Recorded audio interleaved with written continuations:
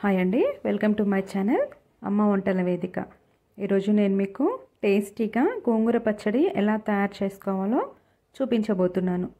దీనికోసం ఇక్కడ నేను 3 కట్టల గోంగూర తీసుకున్నాను.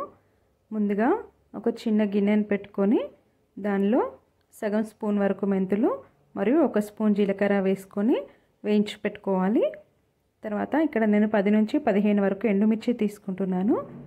2 స్పూన్ల ఆయిల్ తీసుకొని దానిలోనికి ఎండుమిర్చి వేసి కొంచెం కలర్ చేంజ్ అయ్యేంత వరకు వేయించుకొని పక్కకు పెట్టుకోవాలి.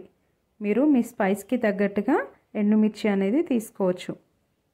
ఇప్పుడు మిగిలిన నూనెలో ఒక సగం స్పూన్ వరకు పసుపు యాడ్ చేసుకొని పసుపు కొంచెం వేగిన తర్వాత దానిలోనికి మనం శుభ్రం చేసి పెట్టుకున్న గోంగూర మొత్తాన్ని కూడా వేసి ఒకసారి కలుపుకోవాలి. గోంగూరలో ఐరన్, విటమిన్ సి ఉంటాయి. వెయిట్ లాస్కి హెల్ప్ అయ్యే పోషకాలు కూడా దీనిలో ఉంటాయి. యాంటీ ఆక్సిడెంట్స్ ఉండడం వల్ల చర్మం, జుట్టు ఆరోగ్యంగా ఉంటుంది.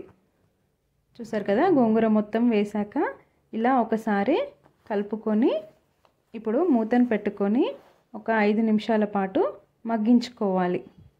ఇలా మగ్గిన తర్వాత ఇలా దగ్గరకు వచ్చేస్తుంది.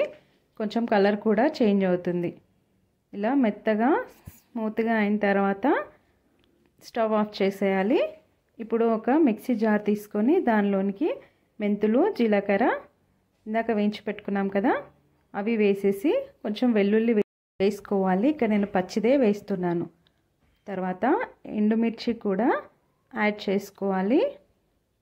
ఇక్కడ నేను సాల్ట్ కూడా వేస్తున్నాను. నేను ఇక్కడ రాక్ సాల్ట్ యూస్ చేస్తున్నాను. మీరు కావాలనుకుంటే నార్మల్ సాల్ట్ కూడా యూస్ చేసుకోవచ్చు. దీని అంతటిని ఇప్పుడు ఒకసారి మిక్సీ చేసుకోవాలి.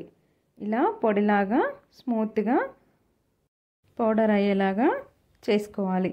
ఇప్పుడు దీంట్లోనే ఇందాక మనం మగ్గించి పెట్టుకున్న గోంగూర కూడా వేసుకొని 1/2 నిమిషం పాటు మొత్తం కలిసేలాగా ఒకసారి కలుపుకొని 1/2 నిమిషం మిక్సీ చేసుకుంటే సరిపోతుంది.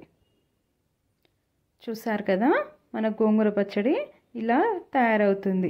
ఇప్పుడు దీన్ని ఒక సర్వింగ్ బౌల్లోకి ట్రాన్స్ఫర్ చేసుకొని దానిలోనికి కట్ చేసి పెట్టుకున్న ఆనియన్ మరియు 2 స్పూన్ల వరకు పచ్చి నూనె వేసుకుంటే టేస్ట్ అనేది చాలా బాగుంటుంది.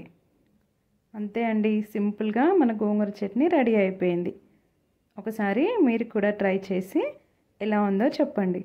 దీన్ని వేడి వేడి అన్నంలో తింటే చాలా టేస్టీగా ఉంటుంది.